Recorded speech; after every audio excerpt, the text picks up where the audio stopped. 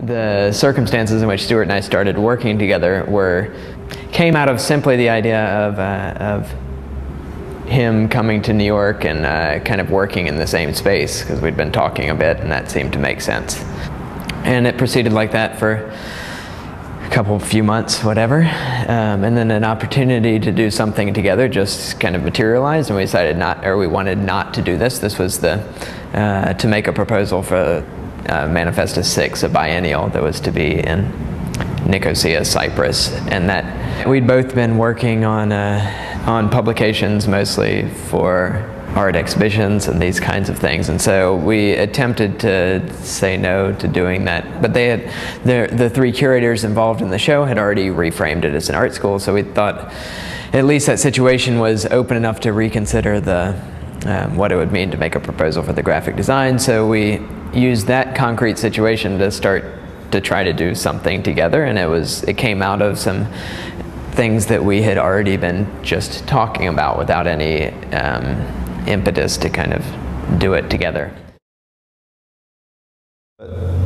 I guess basically when we first started Dexter Sinister as a publishing imprint relative to the school, we were couching a lot of what we were thinking in terms of what's called a just-in-time economy, which is kind of more or less has a corollary in print on demand, which was just about to happen at that time, in terms of there being very efficient, cheap printing technologies available through the internet, which kind of reversed, turned on its head the regular economies of print production, which are usually that it doesn't make sense to print less than, let's say, 1,000 or really 10,000. And we were simply interested in that economic model of just-in-time, which is usually pitched in opposition to an assembly line model, simply because it seemed interesting to think through some ideas of publishing in relation to that economic system, which was a more fluid, flexible system which collapsed lots of roles into one space. So in terms of publishing, that would mean editing and proofreading and designing and possibly producing and possibly distributing all as one activity that's very closely tied together. All the roles are done from one space.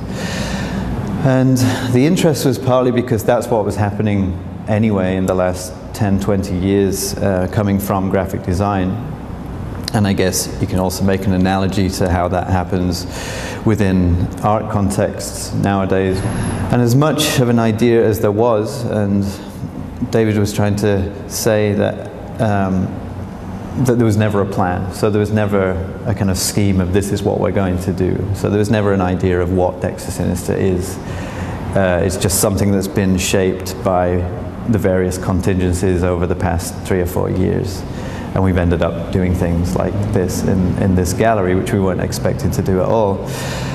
But as much of an idea as there was to open a space, a basement space in the Lower East Side, to explore publishing in its most exploded sense. The objects here, which we kind of are thinking of as being at once furniture and props or supports, and they're really just a series of very simple skeletal objects made out of wood in a very simple manner.